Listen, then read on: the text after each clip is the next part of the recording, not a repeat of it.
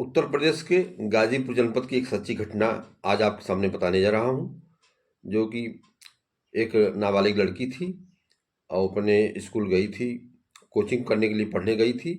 उसके घर पे काम करने वाले कुछ मजदूर उसके पास आते हैं और उसे घुमाने के लिए कहते हैं कि चलो तुमको घुमा ले जाते हैं, और उनके साथ वो चली जाती है। वो अनजान थी और उसके उतना जानकारी नहीं थी उसको दुनियादारी की। उनकी बातों में आ जाती है, वो घूमने चली जाती है। और बाद में क्या होता है कि उस मजदूर ने और लोगों से बात किया होता रहता है, पहले से उनको बुलाता है और 3 अन्य लोगों को सौंप देता है उस नाबालिग लड़की को। और वो लड़की को रात भर हाईवे, वाराणसी हाईवे के किनारे गेहूँ खेत में तीनों अन्य युवकों ने उसके साथ सामूहिक दुष्कर्म करते हैं और विश्व सुंदरी पुल के ऊपर से ले जाकर गंगा में फेंक देते हैं ताकि वो मर जाएगी। गंगा पुल पे नीचे गिरने के बाद वहाँ पर मौजूद मल्लाह मछली पकड़ने के लिए मल्लाह मौजूद रहता है। वह लड़की को बचा लेता है और बचा करके पुलिस को सूचना देता है। पुलिस जाती है, लड़की को माँ बाप को सूचना मिलता है, परिवार को सूचना मिलता है। अस्पताल में भर्ती होती है लड़की, और 7 दिन तक बाद उसको जब होश आता है तो पूरी कहानी वो बताती है।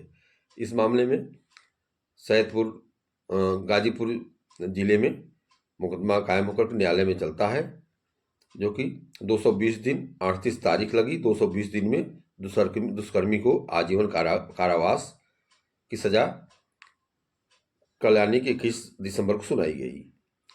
मैं हूँ Rakesh Tripathi, news diary channel में आपका स्वागत है।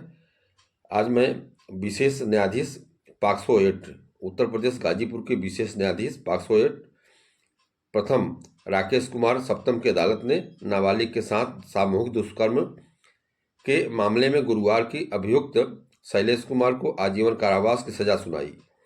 अदालत ने दोषी पर 30,000 रुपये का अर्थदंड भी लगाया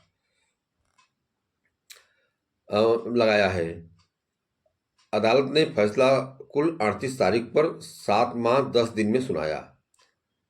किसी भी न्यायालय में इस तरह की फैसला आने में काफ़ी देर लगता है, जबकि उत्तर प्रदेश के गाजीपुर न्यायालय से यह फैसला जल्द आया है और जल्द फैसला आने से न्याय मिलता है। अभियोजन के अनुसार सैदपुर के एक गांव निवासी व्यक्ति ने 12 मार्च 2023 को तहरीर दी थी। उसकी नाबालिग पौत्री अपनी चचेरी दादी के घर रहकर पढ़ाई करती थी। 5 मार्च 2023 की सुबह 5 मार्च 2023 को सुबह कोचिंग के लिए निकली, पर वह वापस नहीं लौटी। रात करीब 8 बजे वाराणसी की नगवा पुलिस चौकी से फोन पर सूचना मिली कि उनकी पौत्री विश्व सुंदरी पुल के नीचे गंगा में डूब रही थी, जिसे मल्लाहों ने बचाया। वह बीएचयू ट्रामा सेंटर में भर्ती है। स्वजन ट्रामा सेंटर गए और स्वस्थ होने पर उसे घर लाए। सामान होने पर 7 दिन बाद पौत्री ने बताया कि घर में काम करने वाले मजदूर सिकंदर और उसका दोस्त जय कुमार उसे घुमाने की बात कहकर कोचिंग से ही वाराणसी ले आए। रास्ते में चौबेपुर में सिकंदर के 2 अन्य साथी मिले, दिव्यांशु, साहिल और शैलेश मिले। सिकंदर ने उसे उन तीनों के हवाले कर दिया। इसके बाद तीनों ने हाईवे किनारे गेहूं खेत में उसके साथ सामूहिक दुष्कर्म किया, फिर उसे मरने के लिए विश्व सुंदरी पुल से गंगा में फेंक दिया। आरोपित पर मुकदमा दर्ज कर पुलिस ने विवेचना के दौरान शैलेश को छोड़ सभी नाबालिग पाते हुए उनको आरोप पत्र किशोर न्याय बोर्ड में भेजते हुए शैलेश के विरुद्ध न्यायालय में 20 अप्रैल 2023 को आरोप पत्र पेश किया। 11 मई 2023 को आरोप पत्र तय हुआ। 17 मई 2023 को गवाही शुरू हुई। अभियोजन की तरफ से विशेष लोक अभियोजन रविकांत पांडे ने कुल 10 गवाह पेश किए।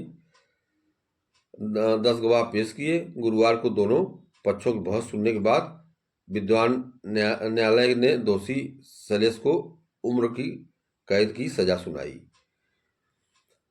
आपको बताते हैं कि बनारस में विश्व सुंदरी पुल के नीचे गंगा में फेंक दी गई थी नाबालिग बच्ची। उसमें अभियोजन की तरफ से गवाह पेश करने वाले विशेष लोक अभियोजक रविकांत पांडे बताते हैं कि बदमाशों ने बहुत ही विभत्स कुकृत्य किया था। बच्ची को बनारस में विश्व सुंदरी गंगा पुल के नीचे फेंक दिया था। उन लोगों ने यह मान लिया था कि पीड़िता मर जाएगी और उनका अपराध दब जाएगा। परिवार की जीवटता से इस मुकदमे को मुकाम मिला। अदालत ने त्वरित न्याय देकर समाज को संदेश दिया है। यह बहुत ही सराहनीय न्याय रहा माननीय विद्वान न्यायाधीश महोदय का कि कम समय में और अपराधी को सजा मिल गई। अभियोजक रविंद्र पांडे सर का जो है इसमें काबिल तारीफ है। उन्होंने साक्ष्य का आदेश प्रस्तुत कराया और आरोपियों को सजा मिली। यह सच्ची कहानी है, कोई काल्पनिक नहीं है।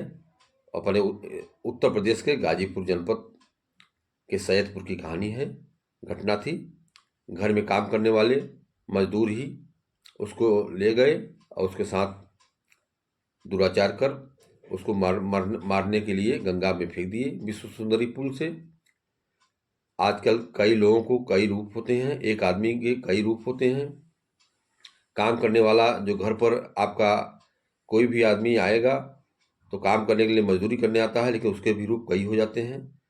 इसलिए इस समय बहुत ही सजग रहकर, लोगों के प्रति चौकन्ना रहकर आदमी को रहना पड़ेगा और बच्चों को, परिवार को संभालना, दिखाना। इस तरह की बातों से सीख मिलती है, हमको प्रेरणा मिलती है कि हमको अपने जीवन किस तरह जीना है, कैसे लोगों से मिलना है, कैसे लोगों से साथ संबंध रखना है। यह खबर आपको कैसी लगी, अपना सुझाव कमेंट बॉक्स में दें। आपसे निवेदन है कि चैनल को सब्सक्राइब करें और देखें, दिखाएं। नमस्कार।